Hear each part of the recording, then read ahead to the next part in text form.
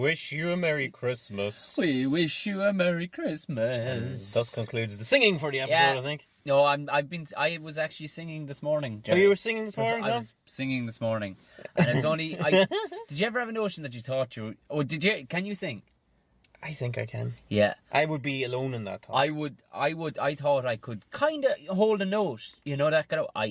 I've been relentlessly shown that I cannot sing nor dance in the last fortnight. I believe the correct expression, Tom, is tone deaf. Yeah. When what you hear in your head is not what other people hear. Well, do you know what? It's even I got to explain to our listeners. Oh, welcome and happy Christmas. Yes, by the way, sorry. Fuck, we just really went straight into it there. Straight into a conversation. Fucking hell, that was rude. The whistle went and it was a double-footed challenge straight away. A couple of fucking assholes. Hello, how are you all keeping? You're very welcome along to the Christmas edition for 2016. Christmas edition of the Tom and Gerry Show. Yes, indeed, the Christmas special. Look at that. Which really just kind of kicked off like any other fucking episode. Yeah, exactly. Straight into it. Just an ignorant conversation. We were just no plowing straight in. No manners whatsoever. But that's because we're busting at the seams. We've got so much to talk about. We actually do. I don't know how we're going to keep this fucking... I don't know how much time is left on the memory card in that joke, but I'd say we should be okay. I'd say we'd be copacetic. Is there a way of checking that? Oh, there is. There's over 2 hours, so if we keep it on... I'll say we'll keep it at that now. If we can keep under 2 hours, we'll be okay. The thing won't start freaking out on us. But it's Christmas time, and like we did last year, we just wanted to do a little Christmas episode for all our followers and fans to say thank you very much for listening throughout the year. And that was about it. We're starting to get even celebrity listeners at this stage. Oh, are we? We are. Yeah, sweet. we are. I've gotten compliments of late from a couple of TV personalities, and even rugby player JJ Hanrahan. Holy shit! Yeah, good man, JJ. Plays for Northampton, ex-Munster player. Attaboy, JJ. Yeah, and we need more of that. Happy Christmas, JJ. I even doing comedy or anything like that, Tom, I never get you probably get recognised a bit because you're on TV and all that kind of thing. Well, I get that recognized because I'm so out of context because I played with a posh Dublin character, and the most famous thing I did, I've done bits and pieces around the place, but the most famous Dublin, it was a Dublin voice, but people get freaked out, so they don't. Right. It doesn't. You can see them not computing when they look at me, and they look at me like, "Hey, what?" Yeah. Never meet your heroes. It's not even that. They don't know why they know me. Gotcha. So, because it's all out of context. My fucking hair's up one side. I'm probably wearing camo. I'm spitting fucking probably. You know what I mean? So, so they always... You've got like a bullock on a rope taking it down the street. Did my dad buy a trailer off him back in the fucking 80s? Kind of a look, you know? That's the thing, though. I'm going to say, I've been doing comedy for years and years and years, and you've been, a three-year time you've been on stage in front of a lot of people. But I've been recognised on the streets by more people who I've sold toilets to. In fucking... And where do I know you from? Oh, well... Do you ever go to a comedy club? No. Did I buy a wooden floor off you in RD? Yeah, you probably fucking did. I heard an amazing one. Just sorry to jump, but I knew I have to tell this. I have to get this out of my system because I'll forget it and I won't think to tell you it. I have to tell you this, and I'm not even sure if I should be telling it on the podcast. But fuck it, it's our podcast. When does it ever stop? And we're not being held by sponsors, anyways. It's all the fucking one. But I heard an amazing thing. This year, to get around to it, this year I've been enrolled in the UCH, the University Concert Hall Limerick pantomime. Fucking hell. Which I was excited in one way because it was completely out of my wheelhouse. I've never been to a pantomime. I don't own kids. I know nothing about the fucking thing. You don't. Nobody owns kids, Tom. You own kids, Gerry. Property. You do. They're yours. You can have them out the back breaking rocks at your will. If you want, they're your slaves until 18. Oh, congratulations on your role in the panto. Yeah, it's very exciting. There's a lot of very, very, very skilled fucking people in this. This is showing me, this is putting a spotlight on the fact of how little skills I have. This is what we were talking at the top of the show about the singing. Yeah. This is, oh my good even some got, I'm a total crow. Everybody's very camp in the thing, and it's panto. Yeah. And once my brain got over that fact and seeing a 40-year-old man in ladies' underwear in the dressing room, once I got around that issue, it's not an issue. It's what goes on. You're a professional. I may as well be learning to fly a fucking plane right now. I'm that fucking I'm bluffing at that much. But the stories are fucking amazing that go about celebs and stuff that have done this, like fucking mad shit. I can see why you would have hesitated and see what if we were on shaky legal ground here, Tom. Yeah, all of this is 100% true. All of this is 100%. And I almost got caught rotten. I was on 2FM last week promoting the thing, right? Right. And they, of course, wanted to know about the illustrious and the most famous queen of panto of all, Twink. Okay. Which I'm not going to get into on this because we'll be fucking here forever, but the stories about her... And she will fucking sue you for a can of dog food, Tom. It is phenomenal, the stories about... Like, it's supposed to be incredible, but off stage, just a fucking whirlwind, right? But because everybody involved in the show has something... They've all done stuff on telly, they've all done stuff on stages and across the fucking world. One guy just came back from doing it, like a run in South Africa and stuff. Everybody has stories about this thing, and it was just this thing I knew I had to tell McBride about, whatever else it was. And I was picturing your poor fucking face if you had to deal with this situation. So there's one of their best friends, or one of their sisters, one of the cast sisters, was working for a while it was a high-end kind of bathroom wares and housewares. Okay. Who would that? Is that Bang & Olufsen would be a really high end shit? No, they do speakers and. That's all they do? Bang & Olufsen do speakers and like tellies, stereo shit, and that kind of thing. Well, it was a high end one of these joints and wanders in, right? No fucking way. And this is 100% true, so we can't get sued on it, right? She wanders in. Now, she's out of her fucking box on whatever. Middle of the day, right? Middle of the day. This is the world, I swear to God, as uber famous people live in. They can wander through life and there's almost no repercussions with the mad shit they do. So she wanders in and she starts going bitching at you on about something. She's like, well, and where are your fucking bathroom wares? She goes, upstairs. She's up there shuffling around. It's like late on a Saturday. You know, nobody being around the place late on a Saturday. I'm well familiar with it, yeah. Storming down the stairs and fucked a lot of you off out the fucking door with her, right? It's the most bizarre encounter. Turns out she had done the thing you should never fucking do. That you never ever want. I mean, I think we talked about this in the past. We had a good run before we got sued. I'm telling you, I don't care. I had this verified with two more people. I gotta tell you, I worked in bathroom wares places for a long time, and everyone goes. Did anybody ever shit in the toilet? People always ask, do people always shit in the toilet? Yeah, Tom, regularly, yes. Did they? All the fucking time. Apparently, yeah. This is the thing. Mostly it was like kids and all that kind of thing. But there was a few that was bigger than kids. Yeah. It was one of your jobs in the morning. You came in, you turned the lights on, you hoovered around the place, you put out the brochures, you and checked for shit. You checked the toilets for shit. I thought this only ever happened on building like twice or three times. No. Building sites. No. But this is a regular occurrence. Yeah, all the time. People just shit. I mean, did you have a staff? Did you have a public bathroom? Yeah. But it was a real simple job. You just got you got two buckets. You put one at the back, and another one was water, and you poured it in, and it just flushed itself. And then you threw it out in the yard. But the thing is, have you ever in your entire life ever taken a shit without toilet paper? Or grass or something? No. I would always need toilet paper or I would say twice in my life I've ever taken a brick. I'm sorry to have taken the thing into the fucking gutter this early on, but twice in my life I've ever just delivered a brick and had nothing. Nothing was. That's needed. Got to be misery. There was no payoff. You know what I mean? You want the fucking process, but it was like two times in my life. Yeah, needs must, and it wasn't needed. And I can't imagine if you were that desperate for a crap that if you shit on a toilet that's just sitting in the middle of a fucking showroom floor, that it's going to be a clean one. So anyway, this is the Christmas episode. Yeah, the Christmas podcast. Sorry, getting back to the Christmas thing. God, we fucking wandered hard on that one, Tom. Yeah, we did. Yeah, we went. And it's not like we don't have a wild amount of stuff to talk about. We've got so much to talk about that is festive because... I shouldn't have gone down that rabbit hole. I'm sorry. It was just very, very exciting. Tom, we're going to edit all that out. I know, yeah. But no, it's we're here, and as is becoming Tom and Gerry tradition, we're at a train station. Oh yeah. Today we're at a new train station. This is the Cool Mine train station, which I believe if you want to go dogging, here's the place to do it. Well, certainly I give all the signs because a silhouette of a Jerry McBride walked down the steps about fucking 80 yards away, and I started flashing the lights immediately. I just got fucking filthy looks by other...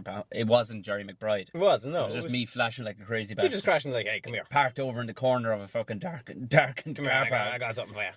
But, yeah, it's one of the... one of the more busy dogging spots in West Dublin. You know, I believe the airport is right up there with it as well. Is it?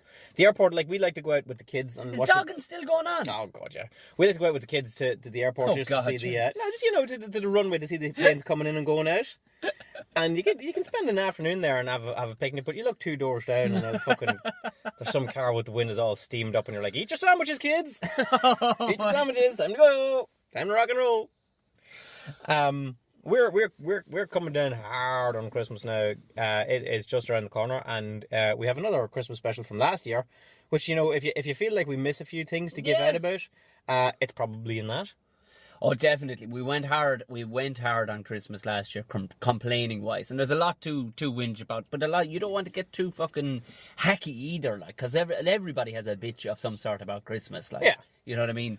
I mean, this year is going to be weird as fuck for me though, because I'm not going to get to celebrate Christmas really at all. Oh no, you got some stories to go into there, yeah? Well, you see, this is the thing. Like, we talked about it last year. What do you do? Because we both have missuses from Dublin, we from the country. And do you do this and do that? This year, it's just... Oh, this is all out the window. Really, it's... Tom, could I pause you there? Yeah. Just before we go any further, with the show, this day has been long fucking coming, okay? We're gonna rock and roll on with your story now in 2 seconds. Yeah. But this day has long been fucking coming. Mm-hmm. This day has long been coming. I'm looking for a zip here, folks. We are going to need some... We're going to need some refreshment before we go any further. We're going to need... No! You got it! We're going to need some McDade's football special, ladies and I'm gentlemen. taking a picture of that for Twitter. Where's the fucking... Oh, we'll get a picture. We'll get it up there. We'll get a That later is of 2 ridiculous. fucking empty bottles. You actually got it. We got some McDade's football special. That label feels like you made that. It's not even stuck on right. It feels like you made it and used paid. Somebody signed the back of it. Like there's I'd imagine it's McDade himself. A passion. Here's what the label reads, ladies and gentlemen. And thank you very much. We had some people on Twitter that offered to get us McDade's football special next time Where we're up did in you get Donegal. this? I knew a lady and she's going up to Donegal and she got it for me. I've had this in the fucking in the drawer for like 6 months. I was just waiting for the right occasion. You know the way with like a bottle of wine. Yeah. I was saving it. I was saving it till you got out of prison. Oh my god! So here's what the label reads for McDade's football special. Suitable. It's suitable for Christmas. Number one. Well, it's suitable for all times. Oh, absolutely, for Christmas, just to maintain some air that this is a Christmas podcast. Jesus. A passion for sport, a love of exotic tastes, and the quest for the very best in soft drinks, all inspired McDade's to bring you this bottle of Football Special. Football Special was originally designed for celebrating winning sporting events by filling the cup with an exciting but non-alcoholic beverage. We use only the finest Irish water and our secret mixed fruit formula to produce that unique foamy head. Why don't you celebrate too and watch the magic unfold as you pour the winning taste of Football Special? Well, isn't it lovely to get a drink that has a little story on it? Well, because that intrigued me as they said it. So there's a definite purpose for it, but I'm going to read the ingredients here because they make it sound like this stuff came out of a fucking a 4-leaf clover. No, I mean ingredients: carbonated Irish water. Okay, so he's not lying there. Fair enough. Sugar, by Jesus. Citric acid. Colour, which happens to be caramel. It does look flavoring. like it looks like a light Coke. I was going to say it looks like fucking flattened Smithwick's. Okay, that works true. Preservative, sodium benzoate. Sweetener, which is saccharin. Foaming agent. Foaming agent through me, Tom. Because there's foaming agent in plasticizer, Gerry, that goes... I think, like, you know, it's this Quillia extract. I think this gives it a foamy head if you pour it into pint glass. So where's the actual special fruit formula? Oh, it's just fruit, Tom. Mixed fruit formula. Yeah, we're drinking this or not? No, I'm not seeing any fruit in that at all. Well, no, it's not got berries on it, Tom. It's got sweeteners and shit. Okay, fair enough. Let's do this. Fucking chin chin. Chin chin. There This we looks... Wow. Now watch, this could go. Do you know the way like Cadet always used to blow up even if you hadn't shook it? Hey, maybe McDade's will want to sponsor us. Not after this, I don't think. What does it smell like? It smells kind of creamy soda-y. I can smell strong chemicals. It's never a bad start. Let's Then give she it a goes, yeah. Have we turned into a facts video? Have we? We're two countries drink fucking... Tom, I fucking hope not. No. Oh! That's exactly as you described. That is a defrosted Mr. Freeze. It is, isn't it? Yeah. And it's like sweet. It's like sort of Why did that make my jaws go sore? Immediately, the second it hit my palate, it made my jaws just feel like somebody rung my fucking bell with a punch. I think that could be 50% your jaws, Tom. Maybe. I like it. Oh, wow. Yeah. That's fucking something else, Gerry. I'm telling you. I have a case of this shit, so I do. I did. I gave her... She goes, I'm going up to get McDade's football special. I gave her €50. What? I got like fucking a notion of this. How much celebrating were you thinking you were going to need? Like, that would mix all right with a fucking vodka, I think, or a cheap-ass whiskey. As with most things.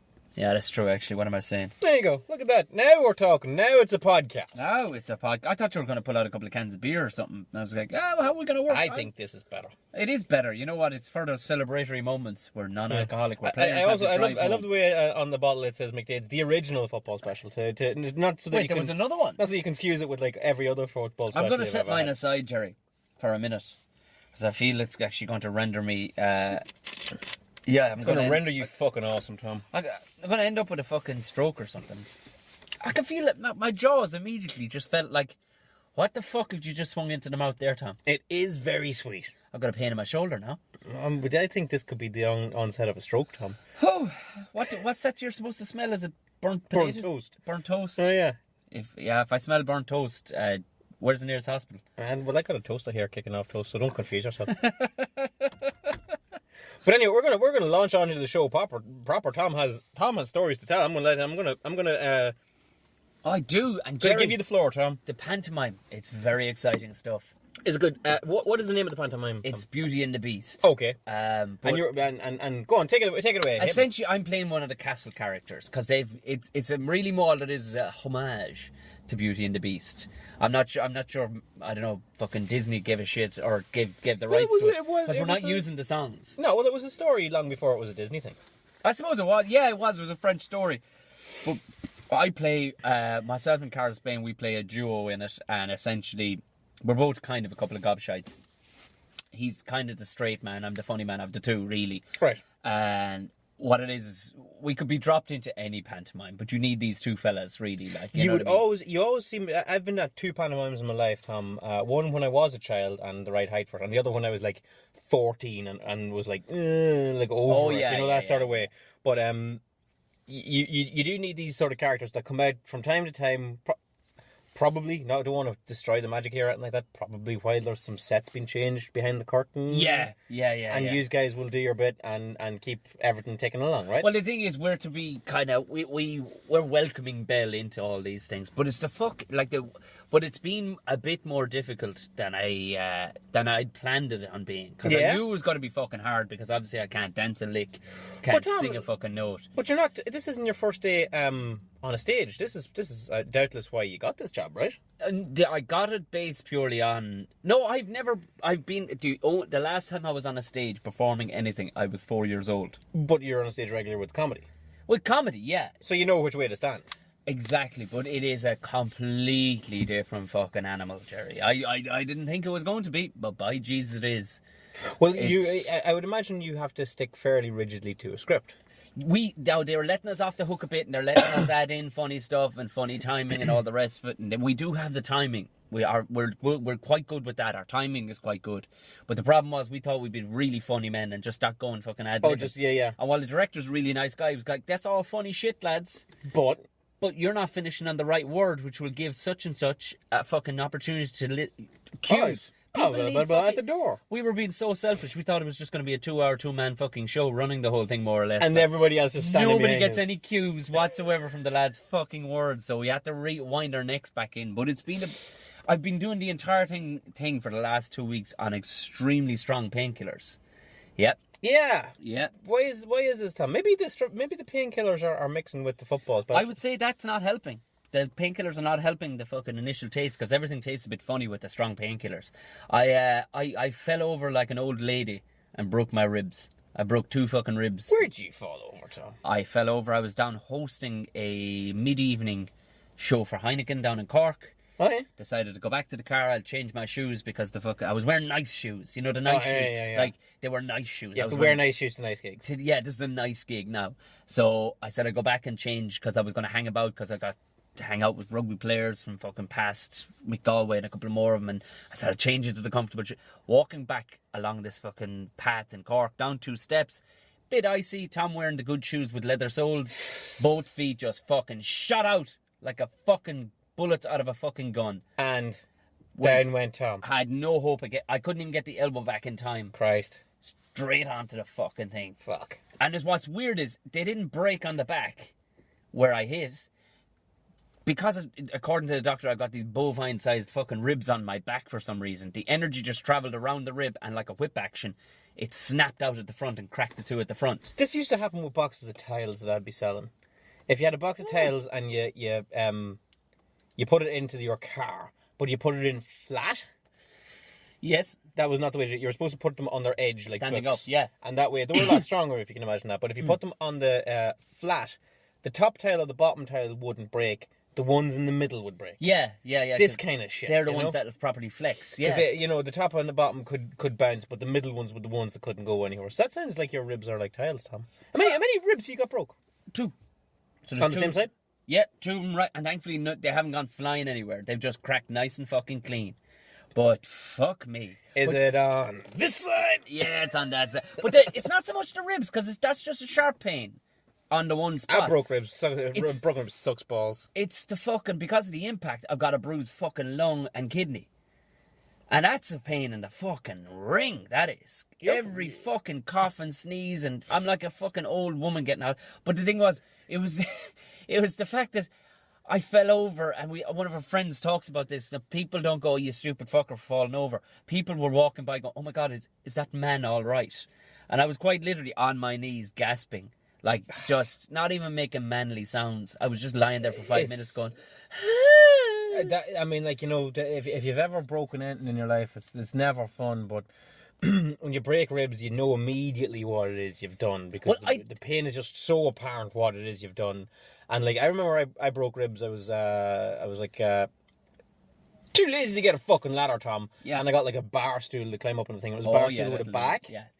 And my feet went in it, and I fell down it, and I basically just folded over it, like a clack. Backwards or forwards? Forwards. Right. So just went right down at a crack, and you could hear the fucking things crack. You knew what was going on. And I remember the first thing I just shouted was just like, oh no! But that was the thing, there was no crack from my back. So I'm like, it all felt sore all the way through, so I was like, what the maybe I've just really bruised myself. So I fucked off, back in the car, back up to fucking Dublin. And I mean, I couldn't sit right, I couldn't... Yeah, and herself was like, Tommy, we probably need to go to the fucking hospital. And this is where my whinge comes in. Not with the hospital at all. They were perfectly fine. I knew there'd be some waiting. It was A&E. You know what I mean? It's fair a Sunday. enough. It's fair enough. I couldn't stand right any which way, right? And you know it's fucking bad if Tom O'Mahony goes to the hospital. I was still going to give it a miss. I'm like, maybe I can just fucking sleep this thing off. Like, yeah, give me a couple of Nurofen. It's years and years and years since I was last in the hospital. Last time I was there, I broke my AC joint playing fucking rugby. What's that? That's the little pointy bit at the top of your shoulder that holds your collarbone. It's like a weld. It holds your collarbone to your shoulder blade, and if that breaks, they separate. Oh. And I broke that. And that's again the stupid. You can do nothing with that but put your arm in a fucking sling.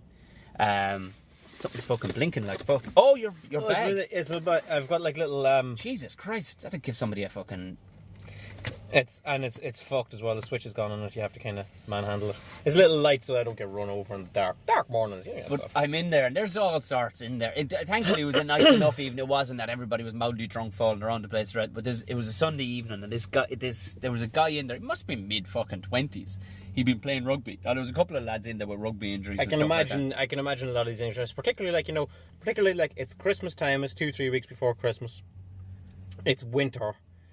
I can imagine there was a lot of similar injuries to your own where people just snotted themselves. She'd seen a lot of them, she said. But in fairness, that evening there wasn't that many in. But there was this one guy, and I swear to God, I was loving the weirdness of it, but it was driving me fucking insane. This one chap had been in there, twisted his ankle playing rugby. I could see by his jersey. I think it was obviously a Dublin team. He was a lovely fella. He was like, yeah, this shit happens, broke my ankle, off out the door, happy out with his fucking cast. This other guy, right, he'd obviously gotten a kick in the fucking mouth, and they'd given him one of those bandages, you know, like, do you remember the old, like, you'd see guys with toothaches in the old comedies years ago, and bandage So around his head, right? Yeah. I didn't know that was an actual thing. He got a kick in the fucking mouth, right, which fucking happens.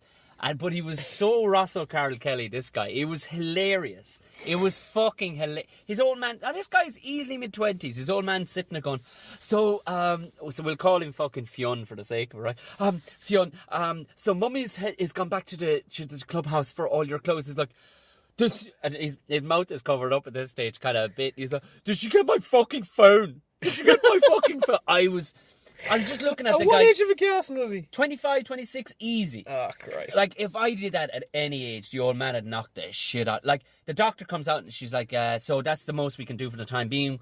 We're going to get a specialist to properly stitch the inside of your lip. Probably needs 3 or 4 stitches. The guy's like, to the doctor, I swear to God, with his busted mouth, he's like, I'm going to need plastic surgery. Did you know that? I'm going to need plastic surgery. It's a bloody disgrace that I'm being made wait. It's like, well, it's a bloody disgrace that your dad didn't pay for the VHI then. Yeah, Isn't it? this is what I was going. I was like, we're watching this guy. You talk a good game. His old man, he's like, you know what? We need to get a solicitor onto this. I'm going to sue. Who is he going to sue? Who's he got? It's a fucking game of rugby, you prick. It's a fucking rugby. It's not your fault. It's not anyone's fault that your fucking son doesn't know how to take a tackle. The old man was just totally buying all this. Like, yeah, okay. Well, what I'll do is I'll ring them first thing. He's like, well, ring them now and leave a message so they'll know. This sounds like some fucking Veruca Salt shit right here. I'm not joking with you. It was exactly like Veruca fucking. I sat there for 50 minutes watching this guy. It actually alleviated some of the pain in my fucking ribs. Because it was so fucking fascinating to see that still in this day and age, those sort of fuckos are still...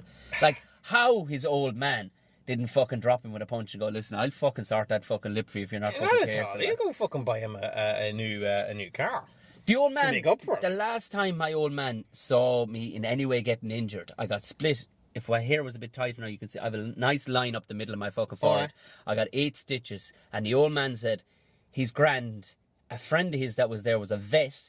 He stitched me at the side of the pitch, stuck a lump of fucking Vaseline on it. And way back in you went. Way back into fuck. You'd be grand.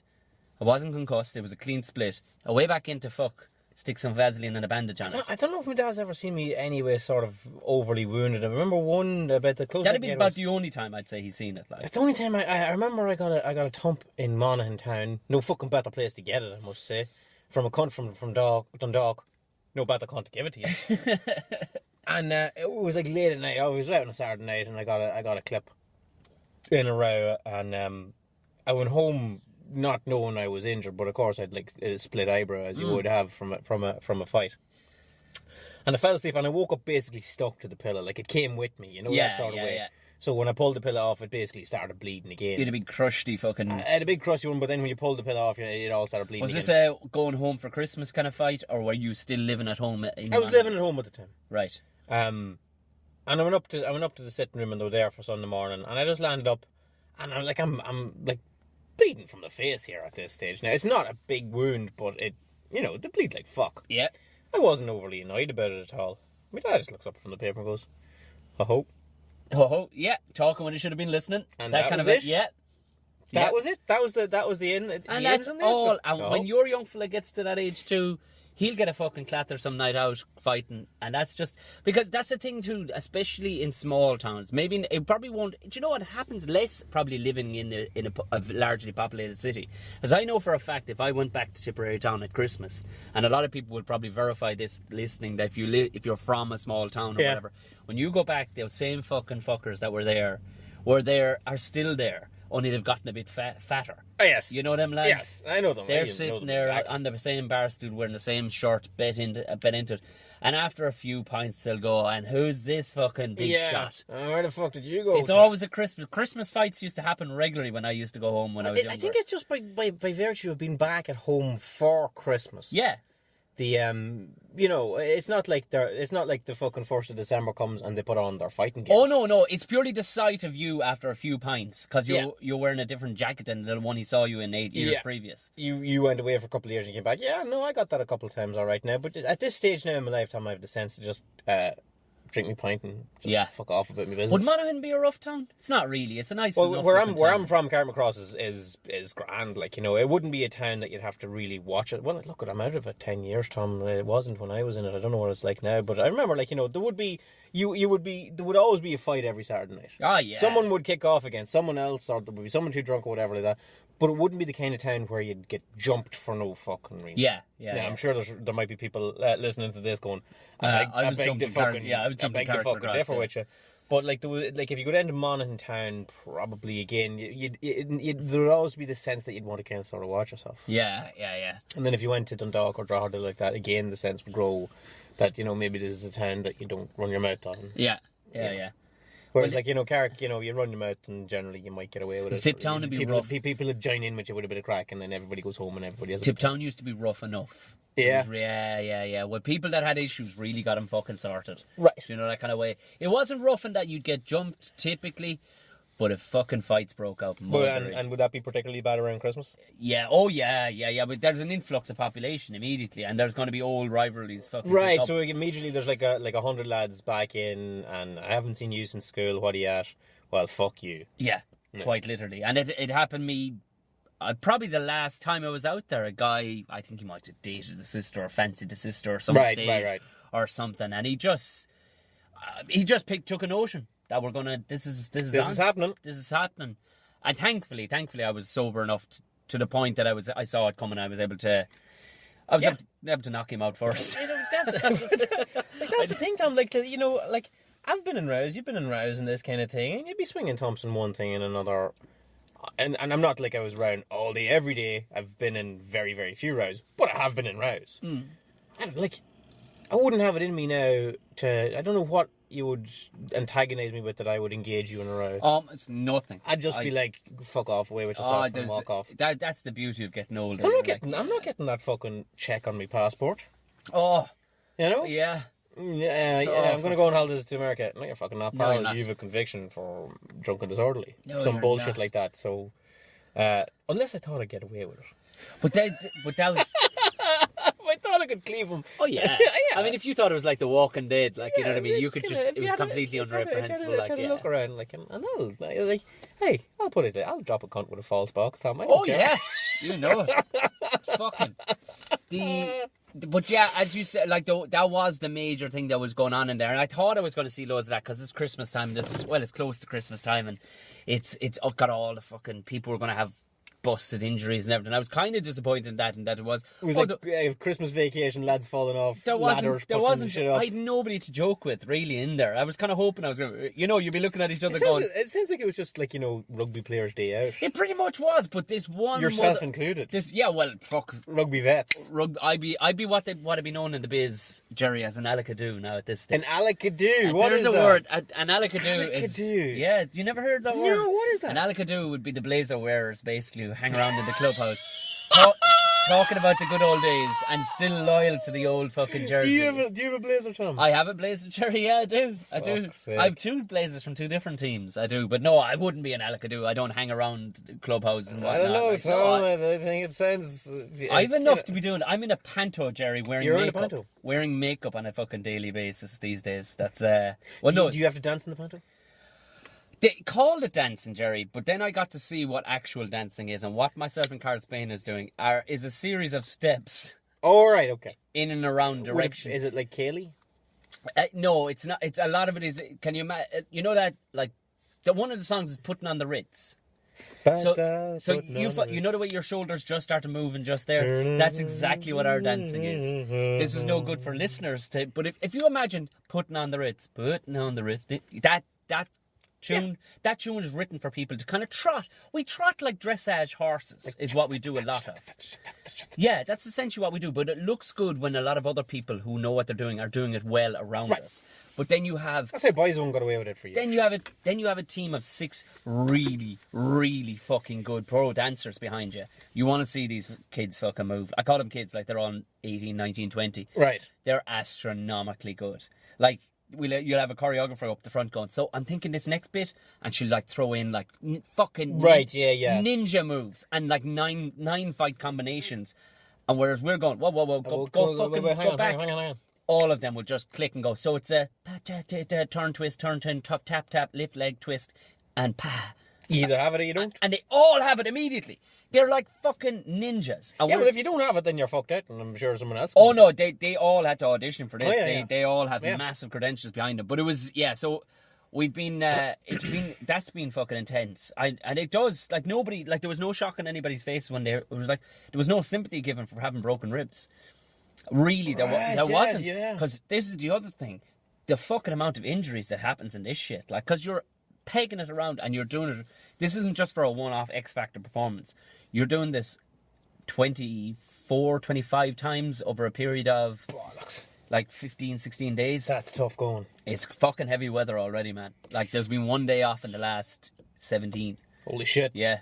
And you took time out to come You record got this that podcast. right in it, Gerry. It's Christmas. It's Christmas. I'm not gonna do a Christmas. So we're recording this a couple of days. So by the time this one comes out, I'll be one day of the actual show. And people can go see you, right? They can come see us at the UCH, our University Concert Hall, Limerick. You can see it. This is the thing. Where can you get tickets, Tom? Come on, we never fucking plug stuff. Yeah, go straight to the University Concert Hall website and just look for Beauty and the Beast. I'm not joking with you. When I looked at it, and I looked at what I know now about Panto, our Panto in Limerick is actually the most stacked card. Of fucking, like, I'd be one of the lesser known fucking names on it, like, in the biz. Holy shit. It is fucking stacked. They are, like, because they have a 1,000-seater, and last year they sold 24,000 fucking tickets. Holy shit, man.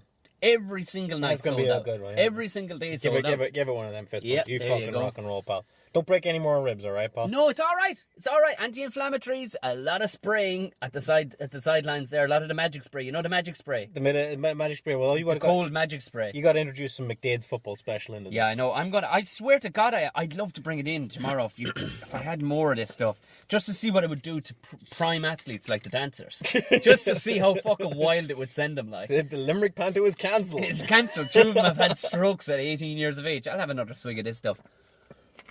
That's good stuff. Oh Jesus, that is good stuff. Holy crap! Given that it's Christmas, Gerry. Yes, Tom. And you had a really good idea about this, and I suppose, and we haven't actually. I mean, we don't complain as much as we used to, because I think we're getting more crotchety. This is good for us. We're venting. Well, it's like I say, Tom. Like people might be saying, like, where's all the segments of the podcast? We're doing a little different. It's Christmas. I know it's Christmas. It's loose and goosey. Don't worry. We'll be back. We can do that all day, every day. I'm after losing my cork. Oh no, here we are. We're back. But yeah, we're changing up a bit, like, because it is Christmas, and we can let our hair down. Like, we're going nuts. We're at a different train station. We can do whatever the fuck we want. Exactly. We're drinking football fucking special. It's pretty fucking It's rock special. and roll, Tom. So you made a good suggestion for just chatting and whatnot, that we get each other an actual present. I don't know the last time I actually got another man a present in my life. I know, it feels weird. Oh yeah, you're not my dad. It feels kind of odd. It feels kind of strange. Like, Sarah was like, "What? Yeah, I'm getting a present for Tom Bear." Yeah. And she goes, "Oh, that's cute." I was Yeah. like, "Fuck off." In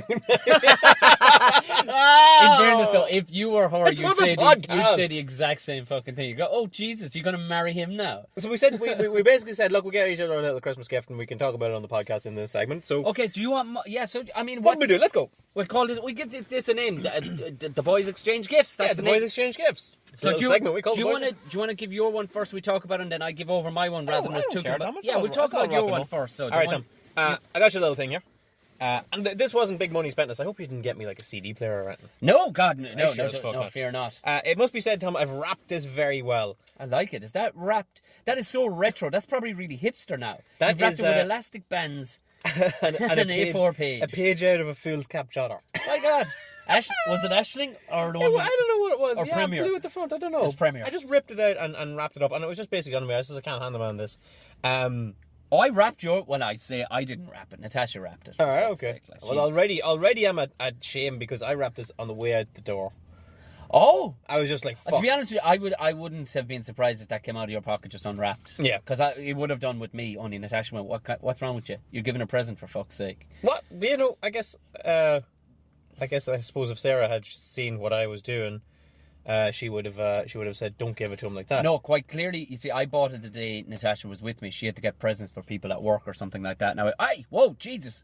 We happened to be I don't know where the fuck we were. It was another one of these fucking places like shopping centres, and I have to get something for the podcast for Gerry, and that was the reason why she was on board. She went, "You have to wrap that. You understand?" I went, "What?" Yeah, look, see, this is the point of my little fool's cap jotter thing here. You don't have to wrap it. No, you don't have to. You don't have wrap to nothing. spend more on the fucking If it wrapping comes out of your paper pocket, than if it comes out of your pocket, that's unwrapping in its own right. forget about it. So here you go, pal. Next All right, thank you very much. Here you go. So these are elastic bands. I'm very excited. Yes, indeed. Is this a Thomas the Tank Engine? It's not, but you might not be far off. This is awesome. I fucking love it.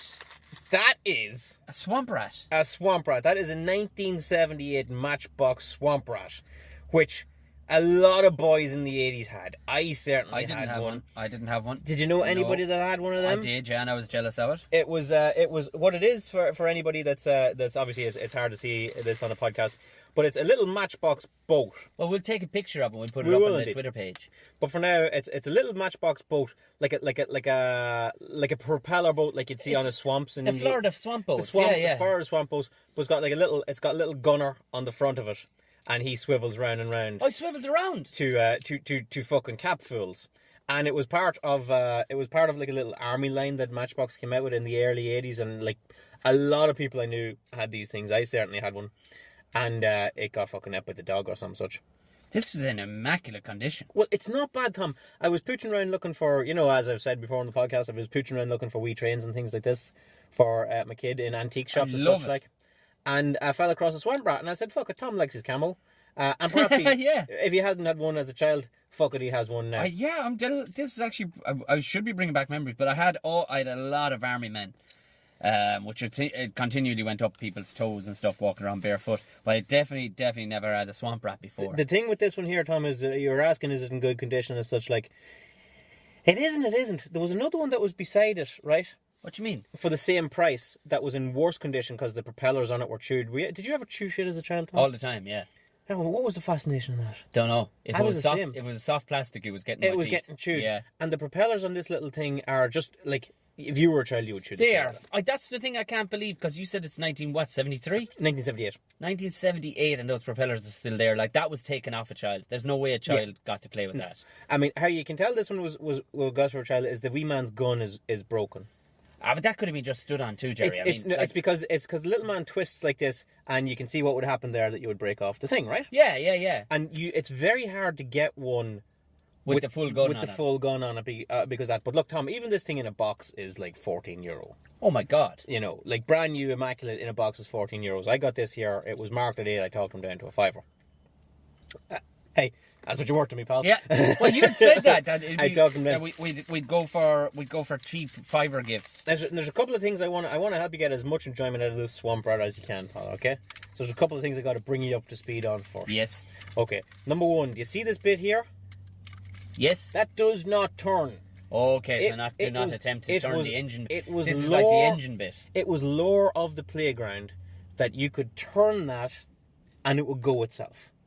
Okay, for people that there's another black piece. You'll see it when we put the picture up. There's another black wheel that looks like it might be able to turn.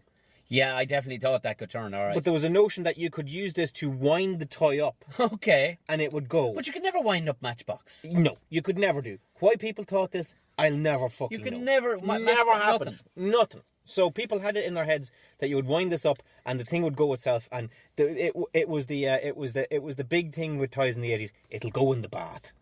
Yeah. That clearly didn't go in the back because it still has a swamp rat sticker up the side of it. And it wouldn't go in the bath because it wasn't made to go in the fucking bath, Tom. It was made to go in the ground. All right? No, that definitely would. Yeah, no, there's nothing on that would tell me that. That not. Yeah. There was nothing even. I remember getting one of those like fresh out the box, and that nowhere in the box did it say travels on land and water or anything like that. It didn't say wind the thing and it'll go. So what I think how mine broke was someone at school insisted that you could wind this thing up, and I pushed it too far and I snapped the fucking thing off, right? That is so you know not to do that. If that was a real motor, just looking at how many fucking cams are on that would be one of the most viciously powered fucking motor. Like that engine there is straight out of fucking Rolls Royce fucking. Well, I'm going to tell you, Tom, the whole fucking toy is ludicrous. There's no way any army on this planet would give one soldier an entire vehicle of himself. And there's nothing to protect him. He's going to get shot straight away, and then the whole vehicle. Well, he's going to be travelling at about 700 miles an hour. Yeah, across the. It's ludicrous with the engine on that. But I fucking love it. That's class. The other thing I want to tell you before you go on, just to aid your enjoyment of this toy, I think you stick it on your desk and do whatever the hell you want it. It is. You're correct in saying it has its Swamp Rat sticker over here. I don't believe it had a sticker over here. If you feel that that's sticky there, that's what the price tag was. Just in case you think there was another thing yeah. There was another rumor in the playground that this toy was if you put baking soda here, where in around the man, it would go in the bath. And what this was based off was, did you ever get those like submarines in the Kellogg's cornflakes?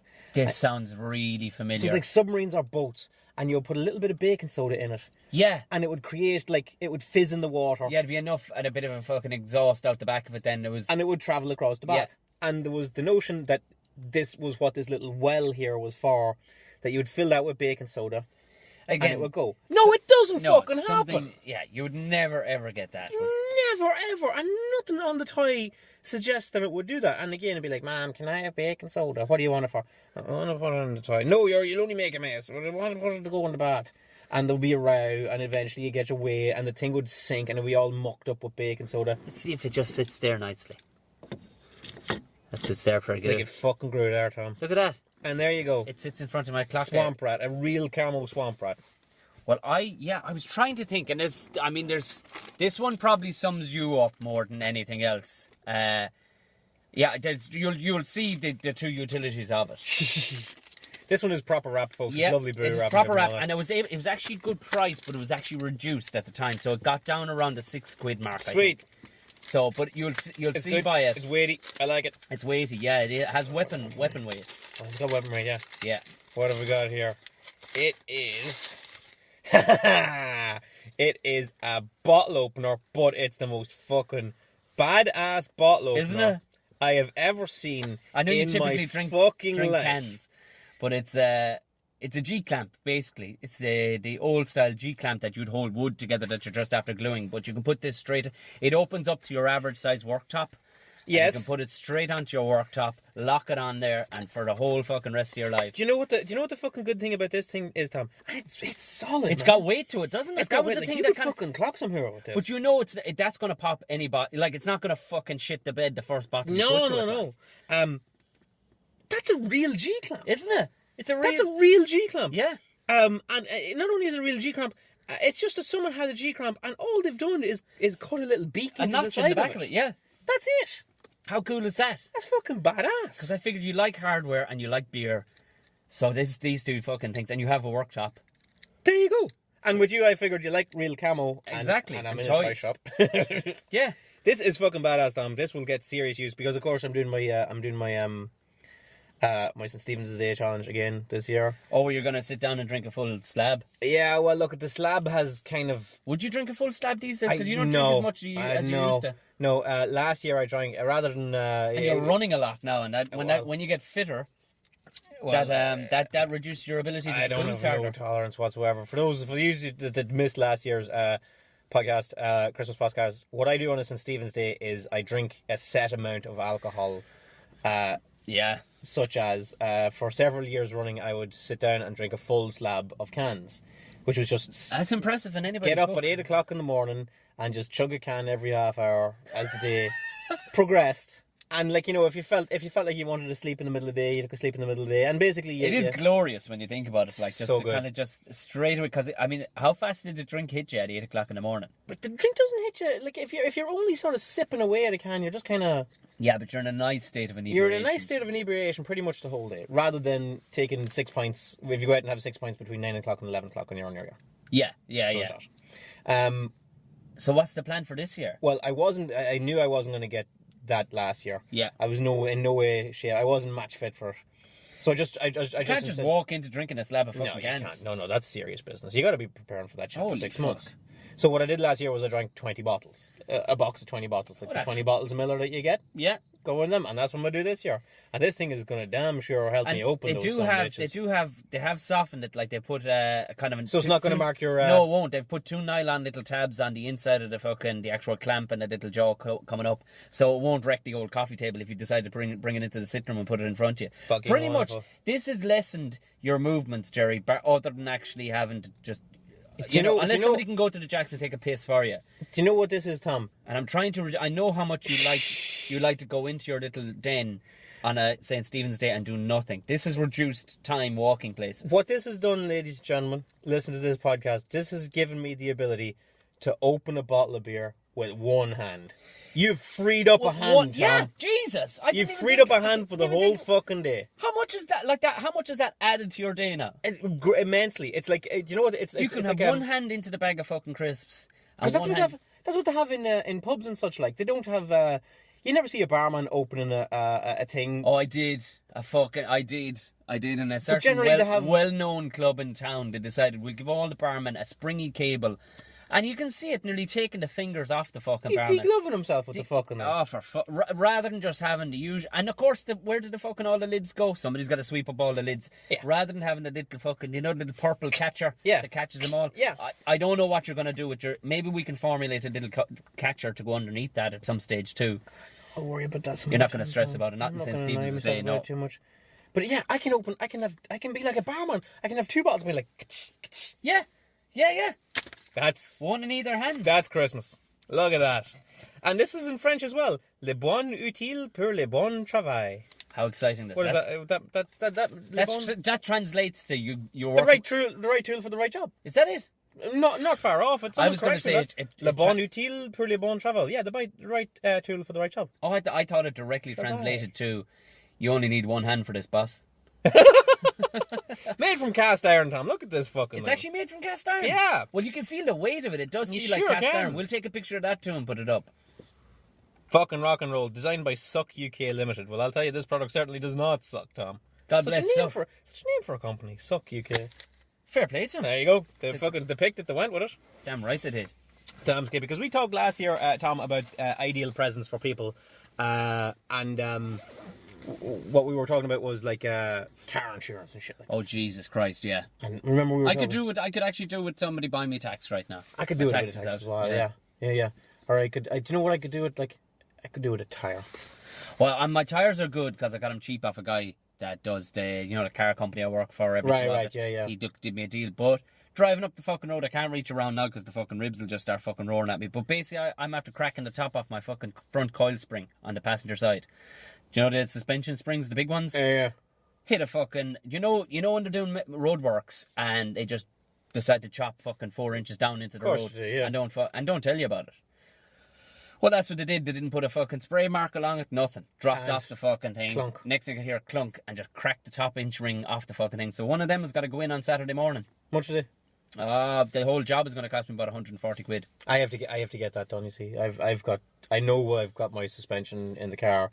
Every time I go over like a bump, it sounds bumpier than it should be. Well, you mightn't have... No, I would imagine then you might have gotten away lucky. You probably haven't cracked a coil spring. I just got really unlucky. Aye. What you most likely need to do is change the bushings, which are just little rubber lads. Aye. And they're only about $6.50 each. And the job itself would probably cost about 100 quid, though. I'm really that lucky, Tom. Well, if you crack the coil springs, you'd be paying way more. Hey, don't forget, this is a Christmas podcast. So if I know. If you crack a Christmas coil spring... Them festive coils. It hasn't been. It's been unfestively fucking warm too. Yeah, it's been quite. I was prepping. I thought I'm being a real good fucking man here. I still had a bit of tread left on the tires. I didn't leave them this year go all the way down to the fucking wires like I did last Christmas. I went ahead and I got Bridgestones, fucking expensive tires, put on the fucking front of this thing. I got in preparation. Now I will say I did a gig up in Derry, or not in Derry. Why am I saying fucking Derry? Up in Letterkenny. Right. A couple of weeks ago, which is fucking practical. And Mother Divine Jesus, there was a temperature drop of fucking 9 degrees between Dublin and fucking Letterkenny. Yeah, I needed good fucking tires up there. There was snow on the side of the fucking road. Yeah, I mean, like I swear to God, I got relatively good tires. I just need one. Yeah. To have a set of 4 good tires, I'd need one. Oh, okay. All right. So you've got 3 good tires. Yeah, but like try sell that to the missus. What do you want for Christmas? Honestly, sweetie, I would like a fucking tire. I could totally do with that. I could do with a tire. Yeah, I could totally do with that. No. You're getting a jumper. Oh, Jesus. More pajamas. Great. Lovely. Great. Yeah, like, you know. And like, do you know what I'd really like? And it's one of these things I've been meaning to buy for myself. Yeah. And nobody could ever possibly fucking think about this because I've never voiced it ever. A service for the car. No, not even a service of car. It's a very simple thing, Tom. I need about 4 foot and 9 by 3. Jeez, that's 4 foot of 9x3. Yeah. What are you making? Like a big cheese board or something? No, I'm like, did you ever do like deadlifts and things like that? Yeah. And wait, do you know the way that sometimes you'd put a board underneath you so you're higher, so you have to stoop lower? Yes, yeah. Do you know that sort of Yeah. way? And I was at that, and I goes, I'd love a fucking board for this. I've got a couple of scaffolding boards at home if you want one of them. Ideal. But not the long planks now. I'll cut it in half of a skill saw, sure. No, yeah. That'd Well, be we'll 4 see. foot of it then. I'd be, but that'd only be 9x2, wouldn't it? They're 9x2.25. Yeah, I've been keeping an eye out for 9x3, and I've been like, You could cut it in half and fucking nail it do you together. know what and I've been you'd doing, have- Tom? You'd have a 9x4 then. You know what I've been doing? I've been driving past skips that aren't on the way home. That's an old chestnut from fucking McBride. I've been driving, like, if I see a skip outside someone's house, Oh yeah. I'm like, oh, you got any sleepers in that? I'll tell you one thing, you'd find it hard to find a 9x3. You really will, You get yeah. a 9x4, A bit of a sleeper or something you like might that, get a 9x2, but getting a 9x3. It's as odd as 2 left boots. And I want I'll enough, tell you a I fucking- want enough that my feet are widening. I'll that's tell you what- another one, and this is probably going off the fucking cranky thing that I shouldn't be going off of again. I'm about to get real But cranky, so knock yourself out. Duns has lost the fucking run of itself altogether. Do you think Duns is a good... Do you think Duns... Duns- think Duns has got notions? The fucking notions. I don't know what in the name of fuck is after. Duns used to be the place you get a fucking pack of jocks. Right. Like, alright, fucking Pennies is an animal pit at any fucking point time when you go in there. So you'd pay the extra euro typically. Duns has gone to fucking BT prices. And do you think that's a bad thing? Yeah, but the stuff isn't fucking matching, Gerry. But they have like a load of designer stuff and all that kind of But crap. there's only designer if fucking somebody fucking says it's designer. Like. You're not designer till somebody loves you? But alright, how designer is a chopping board for 60 quid? They don't have a chopping board. I'm telling you here now, I'll fucking show it to you. I'll show it to you. I'll put a link up. I'll find it again. I'll put a link up on the fucking page. There is a chopping board. It's a 9x1 polished bit of fucking walnut or whatever. Yeah. And it's varnished. And that's it. They've put no handles in it. They have put, like, I'm not that fucking handles would push it over the edge and make it worth 60 euro. But it's just a fucking lump of fucking wood. I will say this for Duns now. I did notice that it got fierce fancy. Oh, it's gone up there with the M&S basically. It really has. Yeah, it's gone up there with them. Someone like, you know, I can't really knock them because someone up in management in Duns or whoever's like over, what would that be, like the director or whatever? Just, you know what, lads? This isn't a race at the bottom anymore. Yeah, I know, I get you. But they could have staggered it a fucking bit. They did it overnight. Like, I walked in there the other day and, I don't know, went in to get an old bit of fucking fish or something, and it was just, because they do have the one near us has a fucking right good deli, and they do have, Yeah. I was over the other day, and there was nobody manning the free cheese station. By Jesus, they were sorry, I can tell you. I wiped them out of fucking cheese. Christmas cheese. But I said, you know what, I'll get a couple of shirts when I'm here. Because of your, Right. Can't And go wrong. they've got lovely stuff. Can't go wrong with a Dunn shirt. It's not going to cost you more than 18, 20 quid. That's all I need in this stage. Thought. I'm not joking with you. The starting price of the shirts I picked up was 85 and 90 euro. Fuck. Like, that's big fucking... That's a big jump. That's a big jump for Duns. That's a big jump. Whoever's fucking name you want to put in it, that's a big fucking jump. That was a big jump. I will say, like, we get a lot of kids in it. We get a lot of clothes for the kids in it, and they're like, it's nice stuff, and it lasts. Oh, does it? Yeah. Well, that's fair enough. If it lasts, then because I'm Yeah, thinking... because the kids' clothes you wash it like literally every day. All right. Right. Because, you see, I thought that, okay, so the standard has gone up then, so... Oh, it has. It's just, I think, Okay. like, it's this sort of thing. It's like the lad from town that got a good job. All right. You know, Yeah. He got a good job, and you know what he did when he got a good job, Football Tom? special. You know what he did when he got a good job? He fucking bought himself a lovely car, a brand new car. And you know what else he fucking did? What do you do? He started like dressing nice and all this kind of thing, and everybody sort of goes, "Fuck that guy." Yeah. Oh, I don't know. Well, I had. Oh, like, don't get me wrong. Like when I go in and the fucking week's shop all of a sudden comes to €100. That's when I'm like, oh no. We need to be winding this back We in need here. to fucking. We need to step back a little. Well, if I had more like I've had time to do the weekly shop before, and I'll shamelessly I'll go to 3 or 4 different fucking yokes. I've done that. Like for the big Christmas shop, Tom? What'll you do? Oh, but sure, this year I'm fucked. All right, so you're all over the place. Pantoing the shit out of it. I'm gonna be fucking. I'm gonna get the NutriBullet and fucking grind down some fucking turkey and just drink it and just drink it. straight back to work. I've found that our weekly shop takes in like 3 different places. Well, like Dunn's, Tesco's, and Aldi. By and large, we'll get like a Tesco shop delivered because that's so fucking handy. Is it? Oh my! Because I see the trucks. Jesus I've never done that shit that's before. handy. Holy fuck!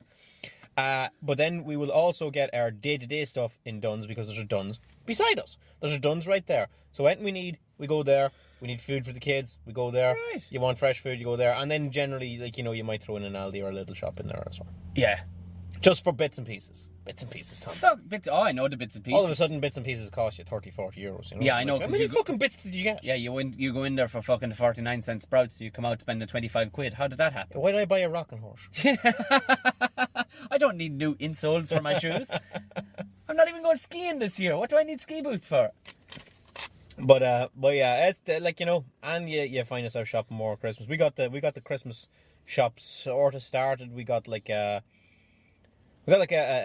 box of roses, and I'm done, Tom. I'm fucking done. I'm done. With chocolates? Yeah. In general or just roses? In general, I'm gonna pick myself on roses. It's like 2 weeks into December. Yeah, we got a box of biscuits the other day, and ourself found me in the corner like a fucking like some sort of gremlin after midnight, just fucking chocolate up my nose and everything. And I've pulled the pin on the situation. I've turned down chocolate 3 times in the last 2 days. Yeah, Sarah's like, I'm getting another. My wife's like, I'm getting another shop. Will I get another thing of roses? I'm like, really don't. Yeah, I'm done. Fuck. Yeah, it's real odd. I think it's time for me to get into cheese, man. Yeah. Oh Jesus Christ! I mean, like, I'm a fucking grown ass man. Yeah. I can't be eating crisps for the rest of my life. No, and cheese. I'm gonna be eating cheese like fucking real people do. Cheese is a slippery slope, Gerry. I'll tell you that much though. I'm struggling with the cheese big time these days. I need the methadone version of cheese. See, I'm a philistine when it comes to cheese. Anybody say, what cheese do you like? I'm like, you know, give me like a fucking easy singles or something. Oh no, Gerry, Jesus Christ. No, we need to do a cheese podcast, and I'll get a selection of cheeses, staging from the very entry level newbie stuff right up to full on black belt, fuck, and grandmaster. Coming in 2017, folks, the Tom and Gerry Cheese Spectacular. Yeah, can you bet? That's the thing. Like, I'm the most unswanky fucker in the world, but when it comes to cheese, I fucking just love it. I wouldn't know how to eat cheese. Oh, I'll teach you. And there's nothing better than beer and cheese. I don't give a fuck what they say about wine. Wine can fuck right off. Good, tasty beer and cheese, especially when you've got a few on. Yeah. When you not from the get go, but when you got a few on, like you're 5 in, which is a beautiful place to be. If you could live your life 5 in, because you think about it. You could sing a song, or you could be you're always in great mood 5 in, aren't you? There's nowhere you can't go. No, and 5 in. Oh my God, it's the beautiful fucking place. But like, Tom, like, you know, when it comes to cheese, all I want, when you say, do I like cheese in a toasted sandwich. No. You're eating raw cheese. Yeah. Am I the only person in the world that calls it raw cheese? I was going to steamroll over that actually. You don't cook it, you fucking. This isn't fucking sushi, shithead. You fucking mad bastard. I swear to God, like, I mean, they talk, like, but this is the thing, you know what, you helped me stumble onto another subject I was thinking about one day. I was like, well, if you can have sushi bars where all they're doing is prepping different types of fish and roll it and things and stuff like that, and if these fuckos, remember the 2 Northern Irish lads that opened a place in Shoreditch in London, the most hipster place on the planet? Right. The serial killers, they called it, and it's just all they serve is cereal. Okay. And I know there's cheesemongers out there, but what if you just actually sold it as meals? You know what I mean? As snacks. That's all you sold was snacks. There has to be places doing that, Tom. I looked it up. There's fucking nobody doing it. I can't sit here. Oh, there'll be somebody doing it in London. I can't believe that, like, nobody sells just cheese. I can't find anywhere. If anybody wants to tweet us, if they know of a place that only sells sells prep, the cheese pantry. Is that not a place? Yeah. No, you're inventing fucking shops now that don't exist. But I guarantee you there's a cheesemonger. I'm not talking about selling people wheels of the stuff. I'm talking about prepping it like a fucking sushi master. I don't know how I'd do it, but I'd give it a fucking go. So it sounds but like just little cubes of cheese on a... No, the fact that you're not adverse to cheese is fine, because that's good.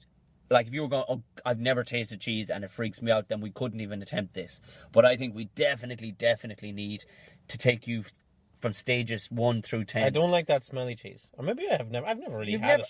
Trust me. I had blue cheese, I didn't like it. Look, you can't just fucking walk straight into a fucking bar fight, Gerry. You know what I mean? You're going to have to fucking glass up those knuckles first. Like, you know what I mean? You can't just stroll in. You can't just stroll into Can't blue just cheese. walk in with the big boys. I had it No. on a burger one time. I didn't like it. No, fucking putting it on a burger. Animals. Fucking animals putting fucking blue cheese on a burger or on a pizza. But it's bad cheese, Tom. It's not, Jerry. What they've actually No, it done... actually is. It's bad. It's gone bad, right? It's not. What they've actually done is they stick copper wire into it.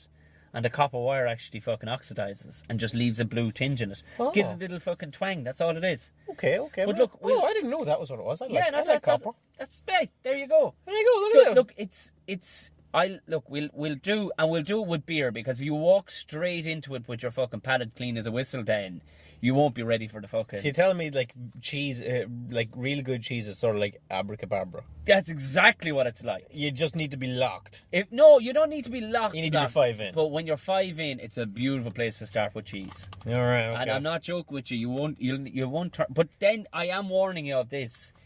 Once you step through that fucking looking glass... There's no coming back. You could be cheesing it up left and right. Oh, this is straight up crack. You are hooked immediately. As soon as you taste the good shit. And I'm not talking about that fucking easy single shit you're talking about, or any fucking even on sale stuff that fucking they're selling with no... I'll get you good shit. We'll get good shit.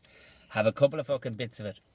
And I'll get like 5 or 6, or even all the way up to 10 different types of good shit. And it'll fucking blow your mind. I'm telling you. And but it's ultimately Christmassy. That's one thing herself does know. Easy peasy lemon squeezy, have some cheesy. She'll just fucking get me one of... She'll just get me the cheese board for Christmas, and I'll sit there not talking to anybody, just with my... Have you got like a cheese knife set? Yeah, I don't know where the fuck it went though. I don't know what came they with... have those little knives. It's like a little assassin's kit. It is, but you know what? You think, I'd never use that fucking thing. It is handy as fuck when you're actually milling into it with pints in one hand. And fucking... I'm telling you, it is handy. You got your little kit. You're just sitting there like MacGyver, just working away in the corner, and you don't need to. It's beautiful because you don't need to talk to anybody. You just enjoy that shit by yourself. Okay. It takes you to another place, Jerry. I'm telling you, it's the crack. It's acceptable fucking posh crack, is what it is. So, cheese. Yeah. You got Anybody out there wants to buy us any gifts for Christmas, you can get me a bit of timber, and Tom over here, you can get him some cheese. Cheese all the way. Good cheese too. None of that fucking Baby Bell fucking scrape. Oh, because all that fucking, that easy single stuff, it doesn't actually classify as cheese. What it is it's basically the fucking curds. They've just scraped off the fucking top. Okay, yeah. The top of it, and they just set it aside, because rennet is what it is. And they used to fuck that away or give it to pigs. And then somebody had the smart idea, went, hold on, if we dry Let's this... sell it to the pros. If we dry this out a bit, roll it and slice it into squares, let's see what we can do with it. And then it became cheese strings, and it became Baby Bells, and it became easy singles. Jesus Christ. Yeah, Jesus Christ. There you go.